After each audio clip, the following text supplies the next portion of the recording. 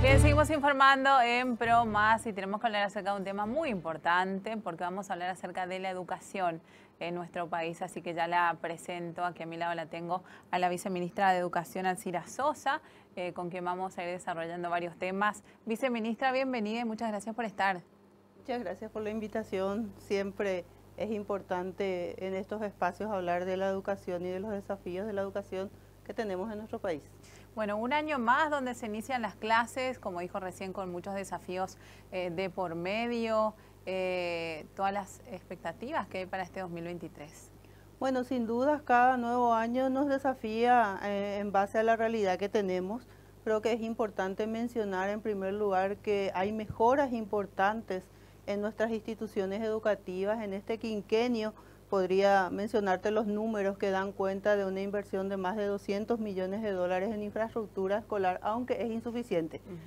Estos 200 y piquito de millones de dólares fueron invertidos con recursos de FONACIDE, por una parte, que administran los gobernadores e intendentes, y aproximadamente 100 millones de dólares que hemos administrado en el marco de los recursos del FEI, que nos han aprobado un proyecto hace un poco más de 5 años y estamos terminando de ejecutar mayormente, más del 90% concluido. Unas últimas obras que habían tenido un inconveniente con una empresa volvieron a ser licitadas y ahora algunas culminarían en este semestre y otras a finales de año. Entonces eso nos da cuenta de que hemos mejorado la infraestructura de más del 50% de las instituciones, pero faltan las otras. Y en esa línea siempre hemos sido muy sinceros en términos de definir cuáles son los desafíos, no solo en cantidades, sino en el presupuesto que se requiere para hacer posible que todas nuestras escuelas tengan las condiciones básicas. Y estamos hablando nada más y nada menos que de un presupuesto de 410 millones de dólares inicialmente para salirnos de este temor cotidiano de que algunas escuelas se nos puedan derrumbar. Claro. Creo que también es importante mencionar que el trabajo que hace la comunidad educativa, el Comité de Gestión de Riesgo, integrado por el director o la directora, los padres y docentes, también nos permite tomar decisiones a tiempo. Cuando hay riesgo de alguna infraestructura escolar, se clausuran automáticamente. Bueno, y que es bastante sensible, ¿no? Hablar también acerca justamente de este tema de la infraestructura. Sabemos que no muy lejos de Asunción hay escuelas que están quizás justamente necesitando de esas mejoras en infraestructura. ¿Cuántas escuelas aproximadamente? Usted dijo el 50%, pero ¿cuánta cantidad de escuelas El estamos hablando? 45% todavía requiere una inversión en infraestructura para refacciones y aulas nuevas por crecimiento. Y eso supone justamente estos 410 millones de dólares. Hay mucha demanda en el tercer ciclo, la educación media y en la educación inicial, porque son las franjas en donde están aumentando la cobertura, que lo cual es una buena noticia sin duda, pero eso nos desafía a tener que ampliar los espacios en nuestras instituciones educativas. Pero también aquí hay un desafío más local que tiene que ver con cómo la comunidad educativa de esa ciudad o de ese barrio administra los recursos que tenemos, porque a veces tenemos escuelas muy cercanas una a otra con pocas matrículas. Entonces, si nosotros pudiéramos optimizar, esto ocurre más en las ofertas del primero al sexto grado, no así en las otras en donde el déficit en realidad pasa por la necesidad también no solo de espacios, sino de recursos para contratar docentes. Pero en estos casos sí hay manera de optimizar y de tener el mismo espacio que ya está construido, que está en buenas condiciones para habilitar más aulas de jardín o preescolar y también de tercer ciclo y educación media. Y ahí hay como que largo trecho todavía a discutir porque tiene que ver con esto que cada comunidad tiene que analizar que finalmente la oferta pública, y en nuestro país el 80% de la población va a una oferta pública, Claro, de una sí. escuela pública. Entonces, esa oferta es para responder a la necesidad de esa población en ese espacio territorial. Entonces, tenemos que poder planificar y poder organizar el uso de los espacios públicos y que a veces de alguna manera no queremos que las aulas de nuestra escuela se puedan habilitar para los que llegan al tercer ciclo. Por ejemplo, esas son cuestiones que ocurren y que interpelan, ¿verdad? Porque finalmente los niños y los jóvenes son de la misma De la comunidad. misma comunidad, claro. Viceministra, también con relación a, bueno, la asistencia escolar, la merienda escolar, ¿Este año sigue, continúa ese programa o cómo está actualmente? Sí, el programa también es otro de los grandes desafíos en el sentido de expandirlo, pero a nivel nacional, que también está a cargo de gobernadores e intendentes en los 17 departamentos y la capital del país a cargo del Ministerio de Educación, invertimos cerca de 100 millones de dólares en el total país. Eso permite que un poco más de 800.000 chicos tengan el desayuno o la merienda de acuerdo al turno y 384.000 chicos que reciben el almuerzo en las escuelas. Bueno, qué importante es resaltar la merienda, porque hay muchos niños que por ahí en la casa no tienen, viceministra, es una realidad que duele, pero hay que hablar de esto. Y sin embargo, bueno, se encuentran con una merienda, un almuerzo también en la escuela que no les debe faltar. Por supuesto, ahí hay que mirar la realidad ya de la condición de pobreza, Claro, o pobreza sí. extrema de nuestra población. Los datos dan cuenta de que el 41% de los estudiantes vienen de hogares en esas condiciones, entonces esa alimentación escolar es clave, por eso a veces también preocupa cuando en algunas instituciones no nos gusta el menú y se desecha.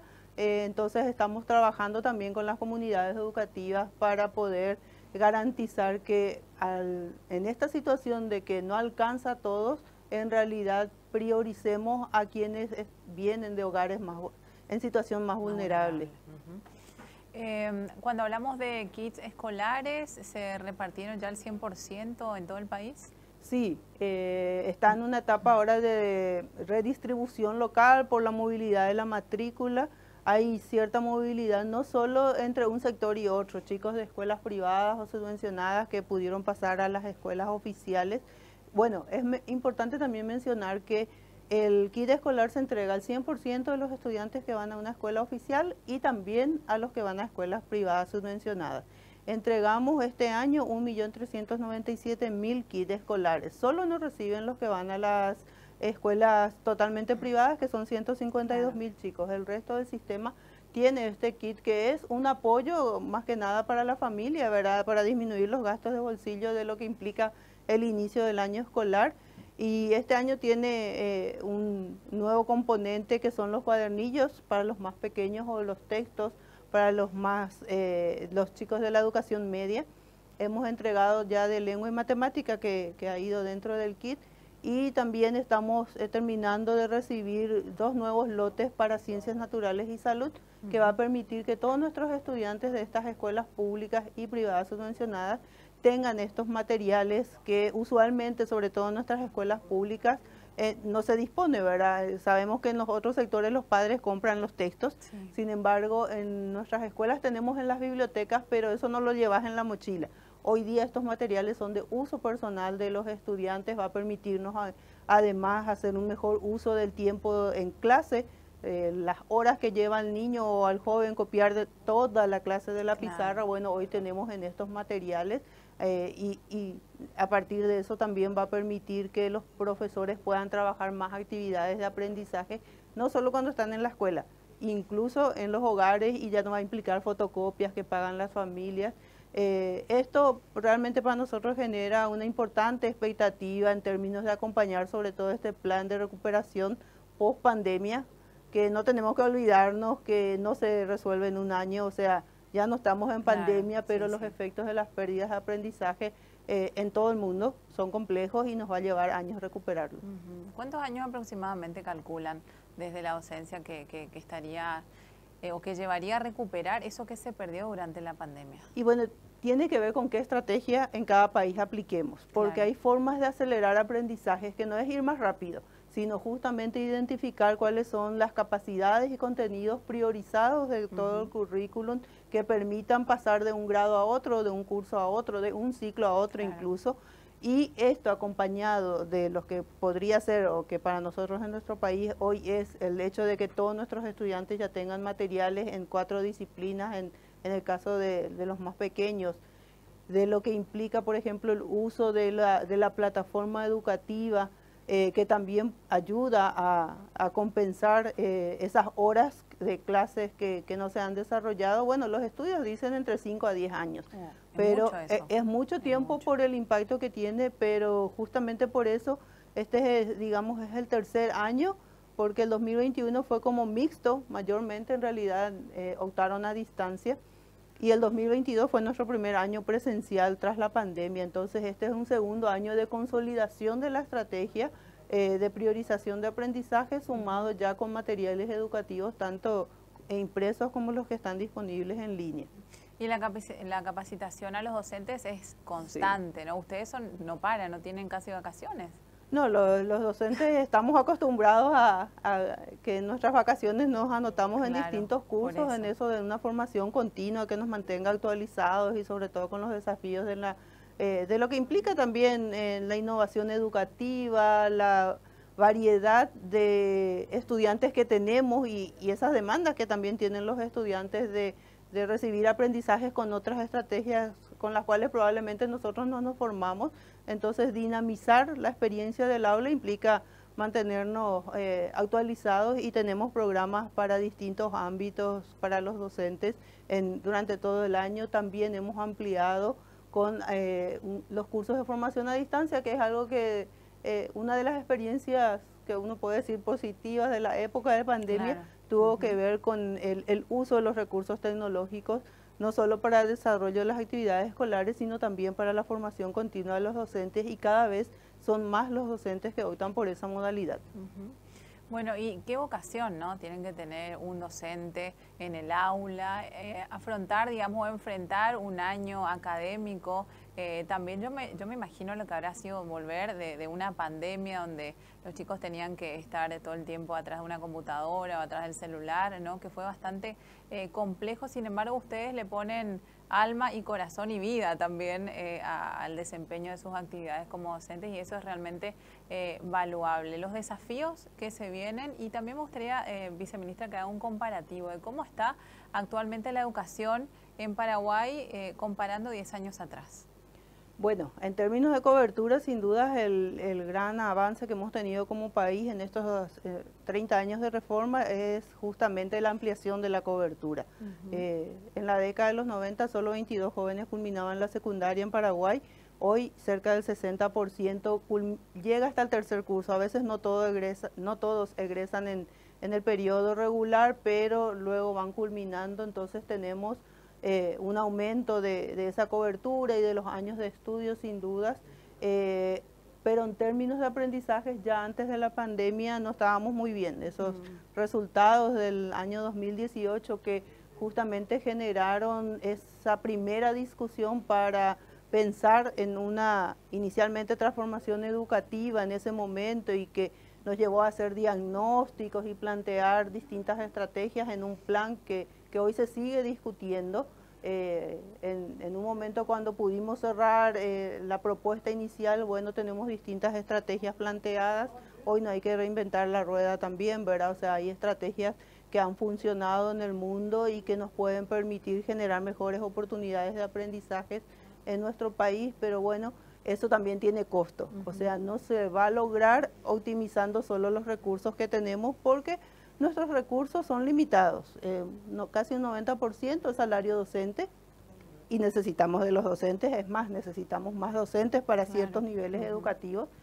Esto de llegar al salario básico para los docentes es una reivindicación histórica importante, porque si queremos que los mejores estén en aula, tenemos que también cumplir en términos salariales, pero eso implica por años de millones de dólares nuevos que se han ido garantizando en estos años. Pero después están todos los desafíos relacionados a incorporar la tecnología en todas las escuelas. Hemos llegado a 2.500 escuelas de un grupo de 5.000 en un primer momento que ya cuentan con recursos tecnológicos. Hemos posibilitado que todos nuestros profesores del Chaco paraguayo que enseñan en cualquier nivel educativo tengan una computadora por docente, asimismo los profesores que enseñan en plurigrado, que son unas ofertas en contextos de muy baja matrícula y alta dispersión geográfica. Entonces todos nuestros docentes de esos locales educativos también tienen equipamiento de uso personal, y por otro lado todo lo que tiene que ver sin dudas a este sistema de formación continua, que deberíamos poder garantizar en toda la carrera docente. Y bueno, todo eso tiene un costo que lo hemos calculado en distintos escenarios con distintas estrategias que hagan posible mejorar la escuela, garantizar las condiciones para los estudiantes, sobre todo para aquellos que vienen de sectores en situación mucho más vulnerable y generar realmente un sistema que nos garantice calidad de aprendizaje, no solo concluir los años de escolaridad, sino concluir con los aprendizajes, las capacidades que se requieren para incorporarse a la educación superior o al mundo laboral. Ujú. Con la tecnología de la que estaba hablando y con el correr del tiempo también, ¿no? Yendo 10 años atrás nuevamente y hoy día, ¿no? ¿Se tuvieron que modificar materias también? No, no estamos en una discusión curricular porque el currículum vigente tiene muy buenos resultados en las instituciones que tienen las condiciones, sean públicas, privadas o subvencionadas.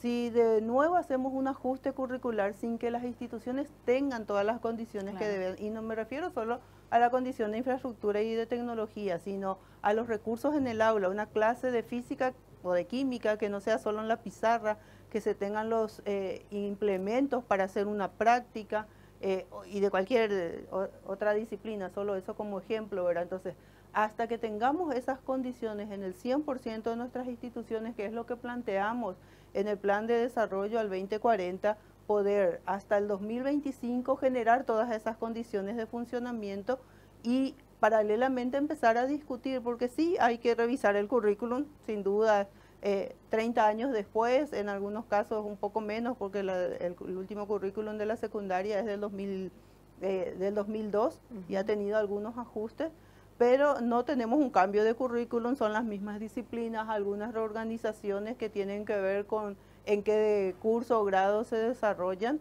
Esa discusión tiene que pasar también por este proceso, porque está en el marco de la discusión global de ese plan que estamos proyectando para 2 décadas para adelante. Entonces implica que sea una discusión integral, no solo la del currículum, no de las condiciones o de la formación del docente, sino una discusión integral que nos permita avanzar organizadamente. Viceministra, ¿cuál es el principal desafío de un docente frente al aula, ¿no? Se encuentra un nuevo año lectivo, alumnos, más cantidad, menos cantidad. ¿Cuál es el principal desafío que se pone ese docente? Bueno, sin duda el principal desafío tiene que ver con garantizar los aprendizajes de sus estudiantes.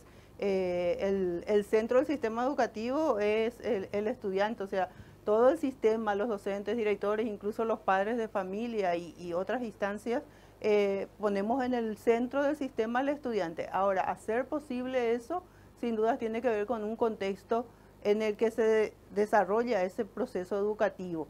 Podríamos tener docentes con muy buenas actitudes, pero ¿y si la escuela no tiene recursos? Claro. Se te complejiza. Entonces necesitamos garantizar no solo la capacitación continua del docente, sino los recursos para trabajar con los estudiantes. Aunque más no sea esto que te decía, los cuadernillos o los textos, para poder trabajar en el aula. Entonces, ese desafío tiene que ver con generar las condiciones y que estas condiciones también respondan a ese contexto territorial.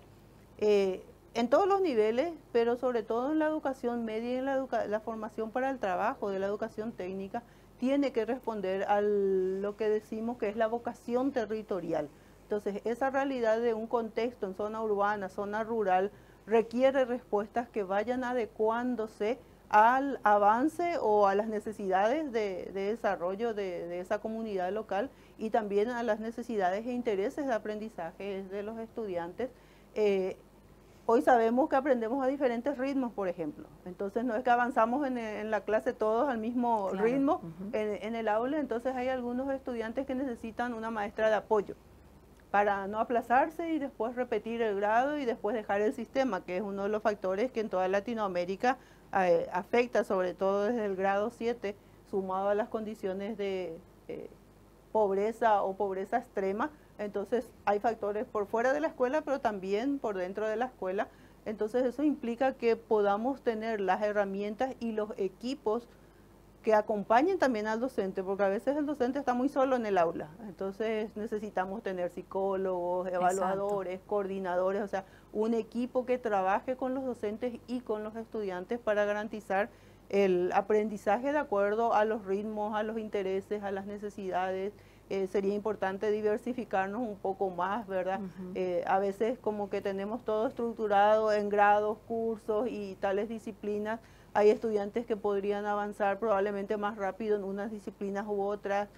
Reconocer esas habilidades tempranamente pueden hacer que podamos orientar a los estudiantes ya para el futuro, ¿verdad? O sea, para la elección del, aunque más no sea del tipo de bachillerato y posteriormente de la carrera superior, sea universitaria o no universitaria. Y bueno, sin duda que hay muchos desafíos. Hay muchos desafíos teniendo en cuenta también la tecnología que hoy se implementa de los más chiquitos. Te encontrás con que son o muy dispersos o muy acelerados o están totalmente así nerviosos muchas veces por el uso inadecuado también de las tecnologías desde el celular. Ves a los chiquitos de 5 años actualmente. ¿Cómo manejás, por ejemplo, eso como docente? Porque, claro, hay que tener en cuenta también la comunicación ya con los padres en ese sentido, de la familia. Bueno, el uso de la tecnología por supuesto que es recomendado, pero depende justamente de la edad de desarrollo de los estudiantes, entonces no podemos tenerlos todo el día conectados. Sabemos que es importante sobre todo ese desarrollo personal y social que se da en el vínculo del espacio llamado escuela y que implica estar en contacto con otros. Pero justamente el uso de la tecnología con el acompañamiento de la familia, porque esa es una de las alternativas cuando uno de los factores tiene que ver con que tenemos pocas horas de clase. Y probablemente, de hecho, hoy en nuestras escuelas públicas tenemos 300 que tienen jornada extendida, pero hasta que lleguemos a que todas tengan jornada extendida por los costos que supone, una alternativa sería el uso de la tecnología a contraturno cuando estás en tu casa. Claro. Entonces, con el acompañamiento de la familia, los chicos pueden seguir aprendiendo, que no quiere decir que mamá o papá le va a estar enseñando matemática, historia, pero acompañar ese proceso que justamente va a responder a cómo evoluciona el niño o la niña, el joven, en el desarrollo de cada una de las disciplinas que tiene. El trabajo del docente en términos pedagógicos tiene que ver justamente con conocer las diferentes herramientas que tenemos disponibles y poder trabajarlo también en un ambiente de responsabilidad en el uso de la tecnología, en el acceso a la información que se posibilita a través de la misma. Viceministra, realmente un gusto escucharla, conocer un poquito también de todo lo que están haciendo desde el Ministerio de Educación, todos los desafíos que tienen también como docentes. Así que bueno, va a ser la primera, pero no la última vez que hablemos aquí en Estudios. Le agradezco muchísimo por su visita. Cuando gusten. Hasta luego.